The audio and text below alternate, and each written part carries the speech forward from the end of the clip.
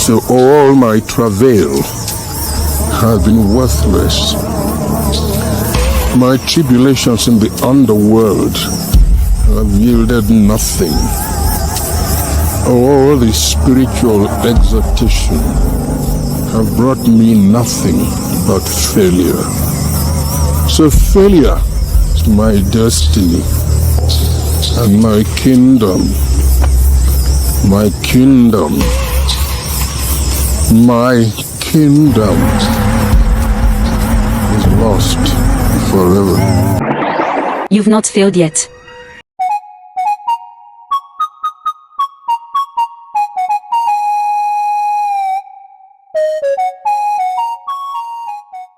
A very long time ago, in the peaceful kingdom of Azara, a scary prophecy loomed over the land. It said something bad was coming, and the only fix was to sacrifice 7 maidens. These girls, picked by the gods, had to face something bad to save everyone. People talked about this story, making the happy kingdom feel sad.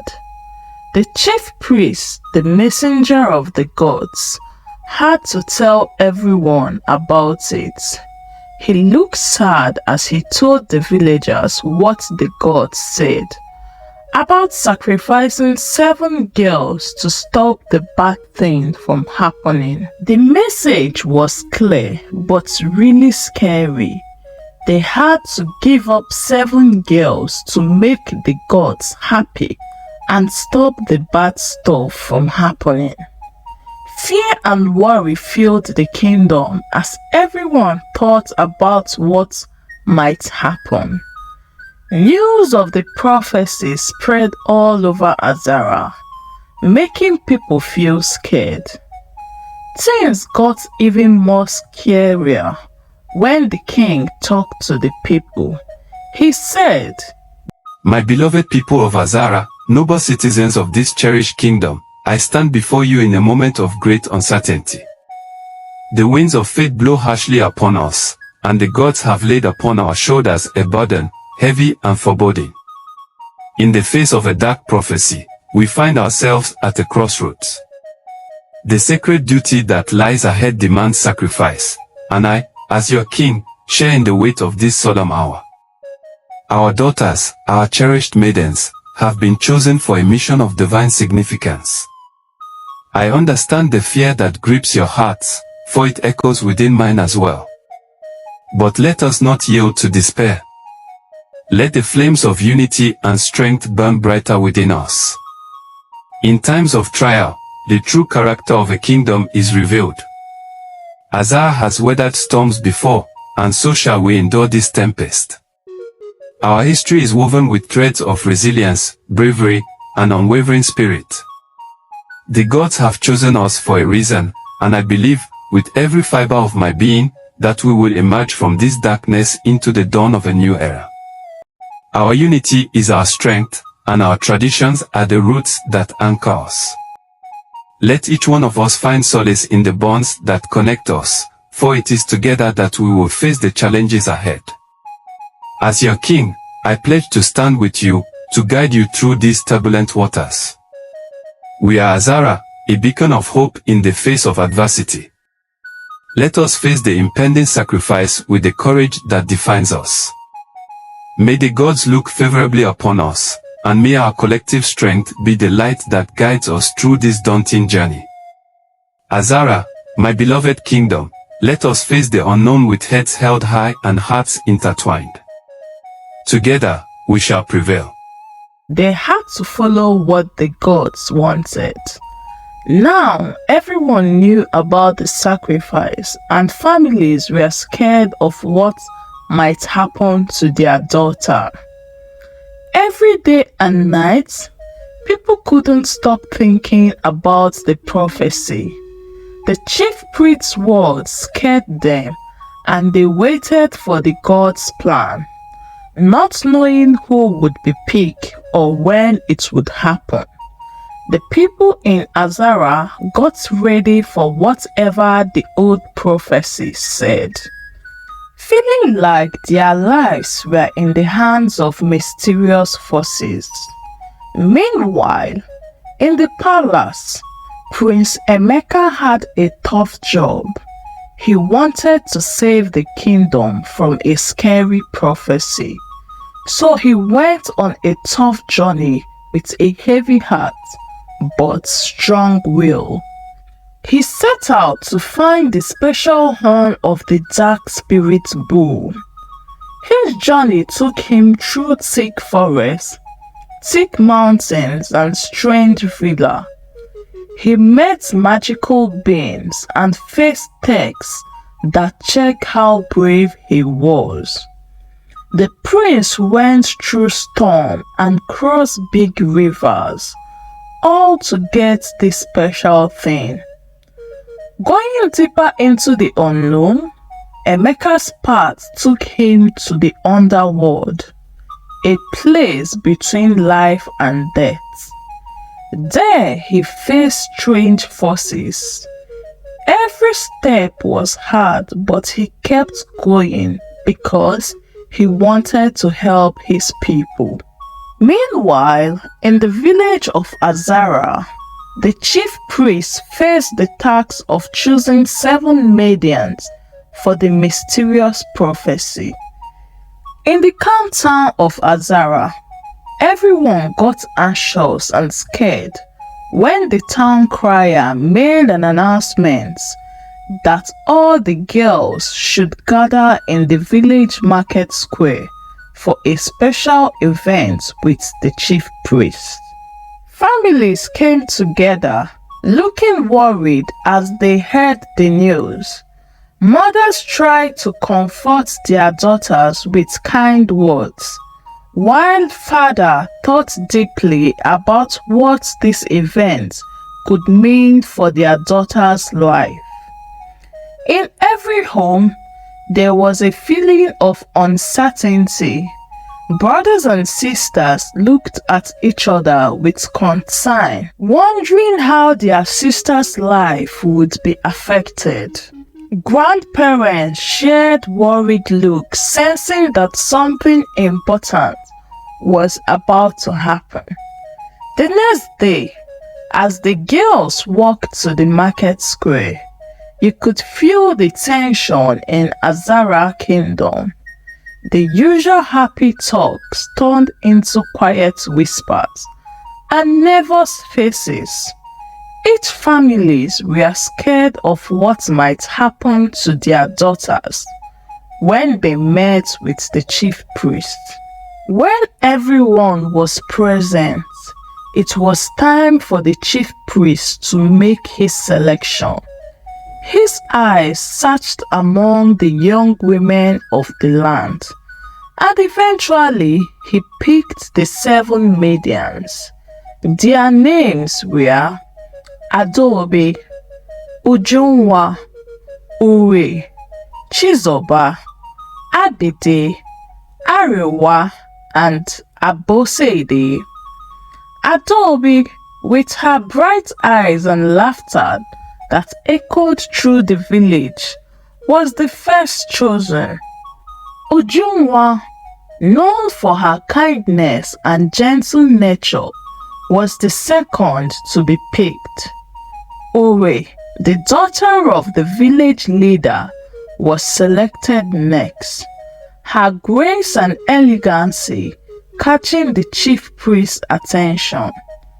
Chizoba, with her quick wit and clever words, joined the group. Abide, the girl with a heart full of dreams and adventurous spirits, was the 5th person to be chosen. Arewa, whose name meant beautiful in the local language, was selected for her captivating presence. Finally, Abosede, a quiet but strong-hearted maiden, completed the chosen group of 7. The chief priest believed that these maidens held a special destiny that tied them to the fate of Azara. Little did they know the challenges that await them and the role they would play in the unfolding prophecy. The 7 girls, not knowing what was coming, felt a mix of confusion and fear. The chief priest told them that the gods picked them for a special mission, something important but needing a big sacrifice. The air got heavy as the families of these girls tried to understand what this meant. After the announcement, the 7 girls were taken away to a quiet place, away from their families. There were lots of hugs and tears, and they had truth that their lives were about to change a lot. The town felt sad. The families of these chosen girls had to wait, not knowing what this prophecy meant or what was going to happen to their daughters. After the selection, Azara was left feeling uncertain, with the chosen girls starting a journey that no one could really understand. In the midst of the unfolding events, a shocking revelation pierced the air. When Uri, one of the chosen maidens, couldn't be found, panic spread as everyone realized that one of the 7 had vanished. As the town buzzed with worry, the truth emerged like a hidden snake. When Uri disappeared, Azara couldn't believe it. People talked in hushed voices, shocked that a chosen girl would run away from the god's selection. The truth came out when another girl spilled the beans. Uri, scared and desperate, broke the rules by giving up her virginity to one of the gods to escape being chosen by the gods. The town went from being shocked to angry and sad. Other family felt betrayed, wondering how someone could go against the god's plan and fix everyone's safety. Uri's choices made the whole process look bad. The chief priest got really angry and said Uri would face something worse than death. As the news settled in, the town struggled with what this meant.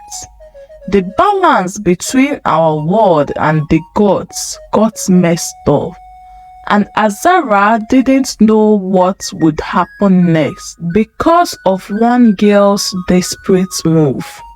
In the crowd, Uri felt alone, and the people who used to be her friends now looked at her with anger. The town, once standing together against the gods' prophecy, now had to deal with the bad outcome of one person's desperate choice. The chief priest declared that Uri would be banished from the kingdom forever. She was banished and everyone was in shock, including her family. The town had to accept a tough truth. Messing with the god's plan had big consequences. It made the whole journey of the chosen girls look bad, like a warning about how delicate the balance is between regular people and the gods. With Uri banished from Azara, the town got kind of scared. But families of the other chosen girls felt a mix of relief and worry. Happy their daughters didn't mess up, but scared about what was going to happen to their daughter. The chief priest, wanting to fix things, said they would pick a new girl to replace Uri. The people of the kingdom held their breath. Families were in panic, wondering who the next person would be. In the next few days, the town did serious cleansing and ceremonies, trying to say sorry to the gods for what Uri did.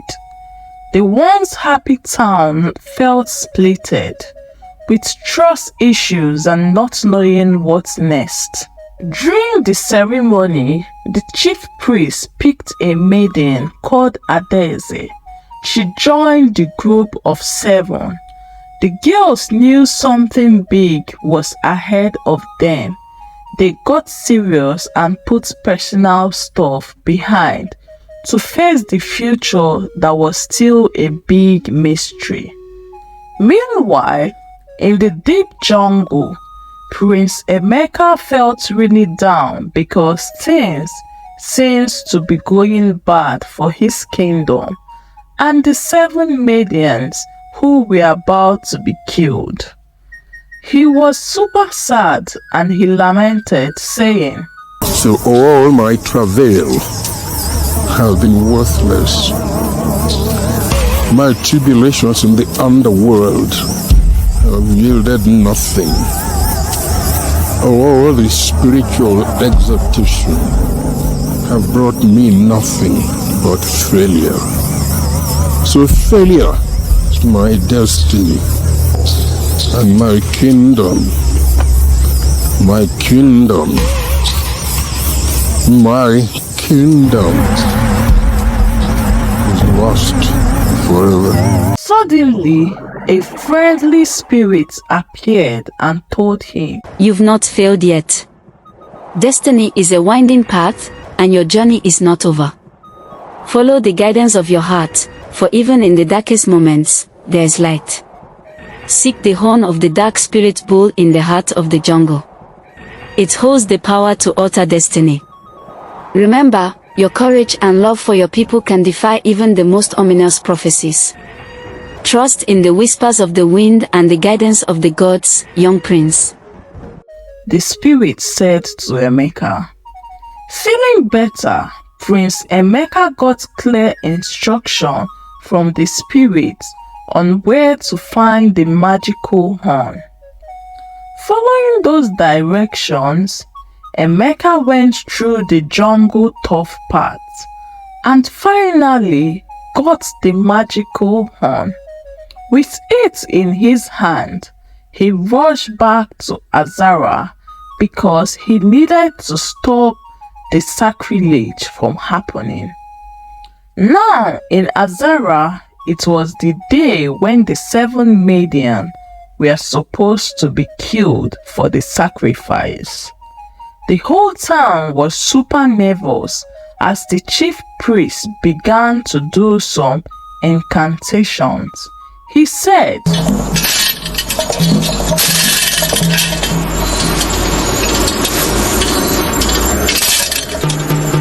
Agabi, Iboji, Agabi, Iboji, Iboji, Broli Water.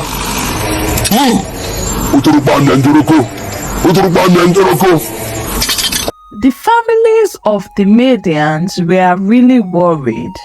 Just as the chief priest was about to behead the first maiden called Adobe, Emeka showed up out of nowhere, shouting like crazy. He had the magical horn of the spirit's bull, and he said, Stop. Stop. I have the horn for the gods. No maiden should be sacrificed. Stop. Stop. I have the horn for the gods. No maiden should be sacrificed. Emeka said. Everyone was super shocked. The chief priest was confused at first, but then he understood that the horn was a big deal. Things went from super scary to kind of relief. Emeka explained how the gods helped him find the horn and that sacrificing the maidens were not needed. After thinking a bit, the chief priest agreed, and the sacrifice plan was cancelled. The town went nuts with emotions. Families were so happy that their daughters were safe. Everyone was relieved that Azara didn't have to go through the bad stuff they thought was going to happen. After all this craziness, Emeka became a big hero in the kingdom. The scary prophecy didn't come true, and Azara was feeling hopeful and happy again. The lesson to be learned in this story is that courage, determination, and love can overcome even the darkest prophecies. Prince Emeka's unwavering commitment to saving his kingdom, combined with the guidance of the good spirits, shows that individuals can defy destiny when motivated by the well-being of others. It teaches us to face challenges with resilience, seek help when needed, and trust that even the blankest moments, there can be a way to avert disaster. Additionally, the story highlights the consequences of desperation, emphasizing the importance of accepting destiny and understanding that attempting to escape it may lead to unintended and several outcomes. Overall, it encourages hope, unity, and the belief that individuals have the power to shape their own destiny.